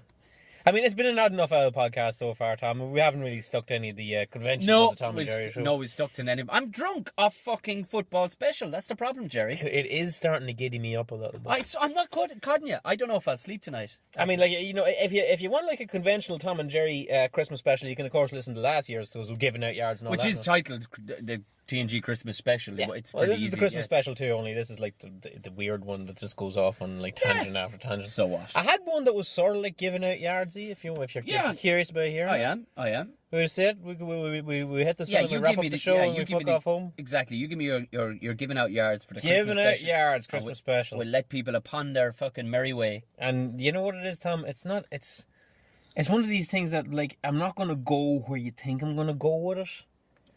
I'm not going to be like, oh, I don't like this. Well, I can see why you don't like that. No, I got to explain why I don't like it. I'm talking about, like, lighting up your house for Christmas. Oh, Jesus, yeah. All right? Like, proper order lighting up your house for Christmas. Like, this shit gets more and more every year that people want to light up the outside of their houses for Christmas, all right? Yeah. I'm about to tell you, I'm not a bad humbug on any of that kind of shit. If you're sitting here, if you're sitting at home listening to this, and you hear this and go, oh shit, McBride doesn't like when you put lights outside your house. All right. Not the case. Not the case, Tom. I think when it's done right, it can be very, very nice. Like the Griswold family Christmas. Like the Griswold family Christmas, or like the nice house that does it nicely, it can be a lovely thing. You actually had an interesting fact about National Lampoons the other day. What was it again? Margot and whatchamacallit? The house, if you know National Lampoon's Christmas Vacation, the house next door to the Griswolds, Margot and they were Margot yuppies, and weren't Todd's, they? yeah, the Todd yuppies, and... yeah. I know Margot. That house is the house from Lethal Weapon. That's the Murtaugh's house. Wow. There you go. By God. They just have that whole street built in the back lot of someplace in. Really? Yeah, and like you can film whatever you want down there. Wow. It's like the Fair City set. That's good to know. So, Clark, he did up his house. He went a little overboard, but here's the thing, right? I'm not against that. Yeah. I'm not against that. But you know what, Tom? There was a key word I was saying back there. When you do it right. Yeah. Okay? There's a right way and a wrong fucking way to do everything. Well, let's hear it. And the right way to do anything is to study the job. Yeah. Study how much of any given thing you need. Mm-hmm. Procure those things. They're not cheap. Lights and such aren't cheap. No. But, you have a couple of Christmases to go, so maybe you buy a bit this year, you buy a bit next year. Yeah. So on and so forth, you build it up, alright? And you do up your house, and you take the time, you set away a Saturday, you do up the thing. What you don't do, Tom, Yep. is just fucking vomit lights all over the place with absolutely no fucking It does depress me when I see that. no rationale And whatsoever. I thought at first it was, it was my fucking OCD. I don't have really OCD, but I thought, am I being OCD? Everybody's entitled to fuck. But when you see fucking lights, what fucking kills me is we put up lights last year when we did the shop, but by fuck I made sure we put them up, those icicle ones. Right. They were fucking pricey things, these Yeah, things. these things aren't cheap, so I'm not saying you have to have the dearest. No, you don't. You can We went save money and that was about as far as we went, right? But I paced the length of the fucking building. Roughly going. Alright, so we have about 16 fucking yards / meters to get here. We got 20, because they didn't. But it fucking sends me over the edge when I see them ending. And what did you do with the spare 4 yards of lights? I brought it straight back over because there were icicles. Nobody would know. And nobody would notice, okay? No. So what you don't do is pace out your house, and say, well, I need 10 meters of lights. Mm-hmm. Buy a set that has 16 meters of lights. Yeah. And then do across the gutters. And stop halfway up. And around one window. Yeah, fuck off.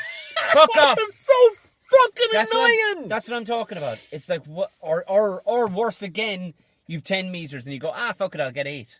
I'll get 8 and fuck it'll do. And that's lopsided. No, don't do it. Don't do it. Do you know, and there's a right way and a wrong way to do this, and people say you don't want 100 little statues in your garden, you don't want this. If you want that, knock yourself out, go do it, okay? But try and have some sort of fucking system going here. I mean, try and have, don't have one bush in the garden covered in lights. When you have fucking depressing. When you have 2 bushes. Yeah. Now you've got one bush with a bit of stuff fucked on it. And hey, Tom, how about this, right? Huh. Okay, how about this, okay? Put your lights up. Yeah. Turn them all on. Stand back and see how it looks. Because you're just telling the world that you're a fucking asshole, basically. Because a lot of people, if you just put your lights up and just switch it on and walk in and say, sure, it'll be grand, whereas in actual fact, it looks like something a crow shit in the famine. Yeah. Right? That's and everybody that drives past your house is looking and goes he fucked them lights onto that bush. Yeah. He didn't look what he was doing.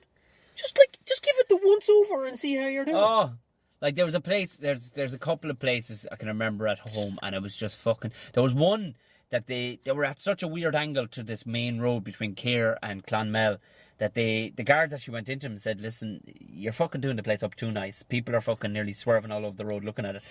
But you know what it was? They had gone ape shit, but everything was perfectly uniform. Everything was just uniform, They had lights tracking the entirety of the facients off it. Lovely. Everywhere. I'm at half. They've gotten every angle fucking spot on. It was a bit fucking over the top, but it was perfectly over the top. You couldn't have any argument with it. You couldn't. I knew a guy, he did his house, and he did it with the, those rope lights? It's like a tube with lights in it. Yeah. Which is fine. I mean, I prefer icicles. Look, what's what. But he did it right, okay? Yeah. He got enough to go all the way around the house, up the eaves and back down and the whole lot.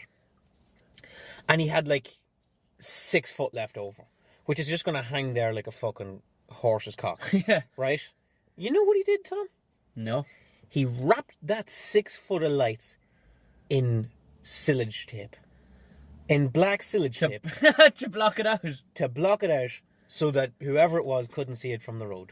Oh, well, you know what? That takes credit. That is, and like, you know, the LED lights, so it wasn't going to go on fire. Or But like the light, just getting onto the lights thing, I know it swings around only at Christmas, but there's one thing I noticed from gigging up the north. I don't know if you noticed.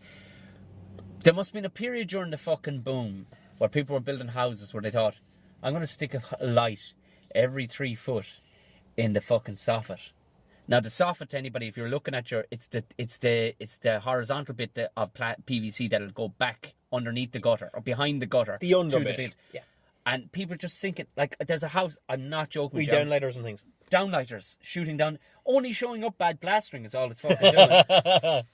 But there was one house, I swear to God, I counted 36 downlighters. I was driving past it for about 2 minutes. It was all the way. I was like, far for that. What is going on? God only fucking knows. Now, the only thing I will say, they're in uniform, so maybe their lighting system would be fucking better when it comes. You know, they'll do the Christmas thing. But there is a guy up the fucking road, and he's not old, and there's no excuse for it. But he, for some reason, sticks Christmas lights on only one place, on one pier. Oh, Christ. Around one pier out the front. No, Tom. Like, that's just not getting it. Like, what the fuck are you doing? There's so much to go wrong, and like, you know, you do up your house. You know, it's your house. You can do whatever you want. I don't really care if you use white lights. I don't care if you use coloured lights. I don't care what you use. I personally, you know, there's lights I don't like. I don't like the blue lights, and it's solely for the reason that you're round a corner and you see those bright blue LED lights. You've been catching my eye right up there. You know what a fella thinks when he rounds a corner. This is a fucking squad car. It's a fucking squad car, and driving around with no tax. No tax. And one fucking... There's a light up, I swear to God, bald tires. up at this fucking train station we're at right now, and I've looked about 40 times, and Gerry keeps on looking at me because he knows what I'm looking at. I know what you're and looking at. And there's a blue, solidly blue, it's not flashing, but it is flashing when I dip my head up at the top, up by the fucking train tracks. I don't know why they've got a blue fucking light up there when red ones are everywhere else, but they've got a blue light up there, and it's freaking me out every time I look up there, because we haven't put a ticket on the car either. Apparently, you need a $4.50 ticket. That's the minimum. They can keep it. Yeah, you need a minimum in this car park. Like, you know, things like this. So do whatever. I don't care if you put red lights, green lights. I don't give a shit, right? You know what I mean? But have some order to the fuck. Have some order to it. Do you know what fucking bugs the shit out of me, Tom, to like an insane degree, right? People put lights around the gutter of their houses. Yeah. And if they've got a bigger house, they might have to put 2 sets of lights on. Yeah. Okay? Now, generally they'll do you the good fucking grace of having them match. Yeah. All right? Oh, fuck. But when one set is flashing and the other set isn't, I'm like, what the fuck is wrong with you people? Oh, there's actually a couple. Why can you not make the 2 of them flash? There's a pub. The 2 of them solid. What is your fucking problem? There's a pub in the local town to me at home, and it has that all year round. It has the wrong lights, like the non-matching lights around the entire building, and they kind of went, well, we got it like a third of the way in red. Fuck it. White ones will do for the rest. White ones, no. And they didn't even get the same length, you know what I mean, of the net. So they got like 8 meters of fucking of red ones. They got 12 meters of fucking white ones, and then like another 3 meters of yellow ones to finish it off. And they go around the whole building. And those things stay up all fucking year round. Oh, God, and no. come November, they'll go on. But by fuck, they won't turn them off till fucking late fucking February. What's the sick bastards? I mean, like common things. Common things I'm talking about are, say, your lights that are going along the gutter. And again, it's the thing again, Tom. You didn't pace it out right enough, and the cable for those lights have to go into the house some one way or another. Yeah. So generally they go in through a window upstairs. So allow at least 2 meters for that, anyway. Yeah. But people will run the lights across it and then leave still lights just running to the house. So it just looks like this little. And that's the thing. Square root sign. Use your fucking brain. They let you have at least another 2 meters in the end with no lights on it. With no lights on it, easily. Yeah. I mean, like, you know, if you buy a set of lights that's 10 meters, it's got 20 meters cable. It does, yeah. You don't need to be doing this, people. Just think about what you're fucking doing. And I'm not sitting here saying, oh, you know, it's terrible when people have 20 santies in their garden. Have fucking 20 santies. Do whatever you want. No, you're dead right in what you're saying, because this is the thing. Get your fucking life in order, because that's a telltale sign. If I wanted to just find an asshole in an entire housing estate to rob, you know, if they're that fucking lackadaisical with their appearance of their fucking house, they haven't fucking put stuff away inside. Well, that's the one I'm going to break into, because they're just gobshites. Like what? So if you can't even sort out your fucking exterior illumination display. That's the thing. What's your fucking life like? Yeah, what's your life like? What's your life like? How are you able to put on one leg of the trousers each morning at a time? How are you able to do that? And honestly, like, I'm not going to rag on people that put, like, antlers on their cars or anything like this. I'm very surprised you don't have antlers on this car. No. You have antlers every fucking elsewhere. Where? Oh yeah, but those are But those are real. I shot that. I was wondering, going, where the fuck?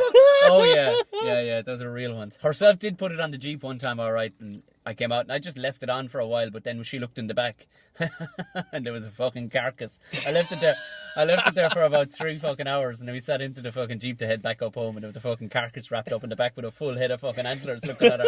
And it was her first. We talked about this actually. The first time of our, because I was talking with the new cast, and they're going, how did you meet herself? And she's from fucking Dublin, and how did she take to the country and everything? I was saying it was actually Christmas was the first time she got to stay down home. I don't know if I told you this. No, go on. This story about how I had to kill the turkeys. Right, okay, yeah, go on. And basically herself, in fairness, she loves the countryside. She really does want to live in the countryside and stuff. But the notion can be sometimes fancier than the actual reality of the countryside. So it was, everybody wakes up at 6 o'clock. The parents wake up at 6 o'clock in the house at home, right? And a couple of years ago, the mother, she raised like a dozen turkeys for friends and neighbours. That was their Christmas present. She raised them, they're homegrown. That's a nice thing. It was a cool thing. You're getting homegrown organic fucking turkeys plucked and raised, and they're only from up the fucking road. It was pretty cool. But she'd gotten this new thing, because the way to kill animals, kill chickens once upon a time, and they still do it, it's really quick. It's a bar across the back of the neck. You hold them by the legs, step down on the bar, and yank. But you just give it a little click. When you get tasty at it, the animal is dead in the blink of an eye. It's nice. But she got an even cleaner machine, right? Essentially what it is you bolt it to the wall, and it's like you'd pull down to press on something, but it's actually a guillotine, but it doesn't do chopping. What it does is you can set it to a point where it stops short of chopping, and it just severs the spinal cord. But I had it set for ducks. Right. Duck's necks are... No, sorry, I had it set for... I don't know what the fuck animal I had it set for. Anyway, it wasn't set for a turkey neck. Right. The very first one. Now, the job was done nice and quick. It was like 6:30 in the morning. I'd let herself sleep in. It was her first time in Tipperary. Let her sleep in. Went out to do this job. Had to kill 12 of these lads. And it's a nice, quick thing. It's very humane. The thing did the job. Like in the blink of an eye, the animal's dead. Nice, gone. Lovely job. It has to be done. It's not nice to fucking do it. It's not nice to talk about it, but it has to be done. Unless you're a fucking vegan, which I can appreciate if you are, but I don't. If you're not a vegan, I don't deal with that fucking argument. Right. But what happens? There's still life left in the old bird, even though he's dead, and you just popped the top off the canister. Right. He's got about 1.5 liters of blood left in him, still being pumped. Yes. And I'm holding him by the fucking legs, going fucking batshit crazy with the wings, everything. The whole place turns into like a scene out of fucking Michael Myers' fucking Wet Dreams, right? We got a squirter. There's this is the whole purpose of this thing is that it doesn't do that. It's nice and clean. It just cracks their fucking spine, and that's it. Job done. But this first one, the setting was wrong. It closed too much, basically, so it chopped rather than just. Right. So I covered in fucking blood. Get on with the job. Kill them all, but reset it. Kill them all nice and clean. Pluck the whole thing, the whole lot. Job all done by about 8:20. I go inside. It's all Christmassy music playing. There's a smell of fucking cloves and fucking ginger in the air. I didn't realize. I went in to wash my hands, forgetting. I'm all right. Changed the shirt, the whole lot. I was like, yes, it's all right, grand. I'll have a shower in a bit, but sure, I've cleaned up the job. This is fine. Forgetting that my face was covered. Was the first thing to get sprayed with all this fucking blood. I went up to wake herself up like a little kitten. Like a little kitten. How you doing, Pat? How you doing, Pat? Good morning. Nice. I had a nice little mocha fucking coffee. Did you have a nice sleep? Little mocha coffee with cream and everything. Little fucking sprinkles of fucking cinnamon. It was so Christmassy. She just opened her eyes to fucking this guy with blood running down his fucking face. Every square millimetre of my face had blood all over it. It was fucking horrendous. I thought I'd gotten it nice and clean, changed my shirt, but yet completely forgot, because you don't look in the fucking mirrors in Tipperary. You're just like, yeah. These guys are like vampires in Tipperary. You've no reflection. What have I to be looking at? That's the way we look at it. What the fuck have I to be looking at? Why does my face taste funny? But in fairness to her, she stuck with me. She was like, Mother of Divine Jesus. She shot up out of the bed. I'm like, what's wrong? She's like, what the fuck has happened? Because she knew nothing about this job that was happening this morning. She goes, what the fuck is all over your face? Is that beetroot juice or something? Because you couldn't... What? And you're like, right, yes, it is. It's like at that. No, I had to tell her straight out. I was like, oh yeah, I've been out all morning killing fucking turkeys. Yeah, well, yeah, click, click, click. But yeah, no, I knew she was a keeper from that Well, Christmas. you were laying around doing nothing. I knew she was yeah, not part of that. Yeah, the next... Some of us have a day's work done. In fairness, I taught her how to pluck a fucking turkey. She was up the following year and she stuck to the task. It wasn't as messy, to be fair. Like, there was no blood flying everywhere and everything, but it was a good test. That's how you know that's what you do at Christmas time. Bring your missus home, cover your face in blood, and wake her up, and just you know you got to keep her. Tom. See if she'll stick with you after that. Got to keep her. So it's just a girl that can get up and just click the necks of 12 turkeys. Like it ain't no thing. Like it ain't no thing, but a turkey wing. But yeah, there we go. I don't know what to tell you more about exterior illumination. But yeah, look, that's the thing. Don't do it. Look, if you're gonna do it a shit job, don't fucking do it at all. Don't do it at all. Don't do it at all. Save yourself a few bobs. This is decorating your house. Like, put a bit of fucking effort in. Because nobody's gonna go, oh, fair play to him. And this also nobody is. This also goes, Tom, to trees as well in your house. You generally don't see too much of somebody's tree. You drive past it, it's there or it's not. There's just one tree that I do see. Are you real tree or fake tree? We're fake tree just for tidiness. Yeah. I saw a guy. Oh, it was amazing. I saw a guy the other day selling Christmas trees. He pulled the trailer of Christmas trees with a fucking micro, by the way, I have to say, and this and micro. Attaboy. But I'm not. It was prices. It was Sunday morning. The Sunday just gone, and he had the beard pulled down. Right, he was dressed as Santa Claus. Good suit too. In fairness, right? Really putting the effort in. But he was probably getting before the tree rush. He thought he'd get his early morning fag in. He had the beard pulled down to under his chin. And was smoking away. away. And was just horsing a fag while leaning up against the fucking micro. It was just Attaboy. beautiful. It was absolutely fucking beautiful. And I tell you, real or fake, I don't really care what you go for. Hey, people don't like the messiness of a real tree, but then people don't like the smell of a plastic tree. Look, you're going to find it in the ground somewhere away. I tell you one thing. This tree I drive past every now and then, and it's done up lovely with like white lights, all white lights, okay? Mm-hmm. And it's done lovely. And for whatever fucking Where have reason, they got this tree that you in can the see window. it? Oh, right, next door, or one of your neighbours, like. It's not even a neighbour at all. It's just on the way home at times. If I drive home this way, this tree I can see. Okay, right, yeah. They've got the tree. It's in the window. They've got like the white lights on it. It all looks lovely. And for whatever fucking reason, Tom, they've thrown one single strand. And not a strand from top to bottom. I'm talking like maybe 5 foot tops of blue lights around the middle. How could you live with yourself, like? Why bother? How could you live with yourself? How could you fucking look at that in the window and say I like that? But like, if to sit there, like, where's your fucking brain at? If you can sit in the sitting room watching the fucking telly, and all the time there's just, you said like they didn't try and get it around it. No, it's just fucked there. It's fucked up on top. Yeah.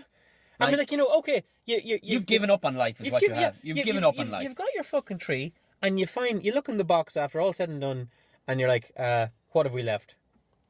Well, we've this strand of blue lights, but like, we don't really have anywhere to put it. Put it back in the box. Jesus Christ! See, you don't have to use it. See, this is the thing. Like, I mean, if you're, it's not going to go bad. As a comedian, if when you know what I mean, you learn that you're like, well, do you have an hour of material? Like, oh God, I do. You may have 50 minutes of good stuff and 10 minutes of, you're as well to just pull up on the 50 minutes and go, jeez, that's all I have 50 minutes, yeah. Because bye, good luck. That 10 minutes or 5 minutes of shit, it's going to sink the whole thing. It'll sink the whole fucking ship. And it's the same with those lights you're talking about. Yeah. What are you doing? What are you doing? You fine tree and you fucked it now. You fucked it up just because you were like, oh, well, sure, I have to use the blue lights. You fucking don't. You don't. No, I'm 100% in agreement with you there. If you're not going to fucking do it right, don't fucking do it at all. Don't do it all. Spoils Christmas, folks. We've talked about a lot of things at this podcast, killing turkeys, broken ribs. But you know what spoils Christmas? What's that? Fucking up your tree. You're dead right. Just because you were like, oh, I bet they'll use the blue lights. They'll go bad. They'll be sad in the box by themselves. Again, another fucker using blue lights trying to scare the shit out of people across the way. Don't you know McBride's no NCT? Don't you know, oh man, he's got no fucking tax and my NCT is out in February. We don't have a legal car between us, people. No, and we intend never to. Happy Christmas. Happy Christmas. To one and all. We are football specialed up to bits. We're going to put up pictures of the presents and the football special. And if anybody has any tidings of goodwill or wants to fill us in on cheeses or 9x3s. Or if there's anyone in Coolmine train station right now that wants a good time, I believe it's the dogging capital of the world. Yeah, well, fucking keep looking. This would be the shittest dogging mission of all time. You'd be just standing there going, these two miserable fucks. You got to understand, Tom, that we are in the dogging capital of West Dublin, and we've been talking in a car. That's now an hour and a the half. windows are all steamy. Windows as well. are all steamed up. It looks like we rid ourselves in Titanic. It just for the laugh, I'm going to take my shoe off and put a footprint on the windscreen here. Don't you fucking And dare. I'll let you explain Don't it you to somebody. fucking dare. I have to explain it to my fucking fiancé. That's what I'll have to fucking do. All right, for another year down, Gerry, let's wrap it up and say goodbye to these good people. They've all got fucking lives and homes to go to. Yeah, and I do hope you all have a great Christmas. Yeah, have a great I don't know what to tell you. Most Have a people lovely should be Christmas. off work. Please God, they're off work at this stage and they're listening to this. They're listening to this while they're wrapping presents. Get a fucking drink into you too while you're at it. And if you've any sense, Don't overthink the wrapping. Like Foolscap Page in a rubber band. I was happy out because I knew what was going to be inside was awesome. What's odds? You know, all good. All right, well, have a happy Christmas, everybody. We'll see you in the new year. Yeah, and don't do 12 pubs at Christmas. It's Oh, ridiculous. don't. We talked about that We talked about that last year. Just no, most of our, at least, we have a fine reserve of good quality listeners. I've noted they're good quality people. They're good They people. don't do asshole don't do these fucking things. moves like that. Otherwise, they wouldn't be listening to us because they know they're good quality people. Okay, I like They that. might be deviants like us, dodging fucking tax and whatnot. But look, that's all right. Drink more football special. Good luck. Good luck.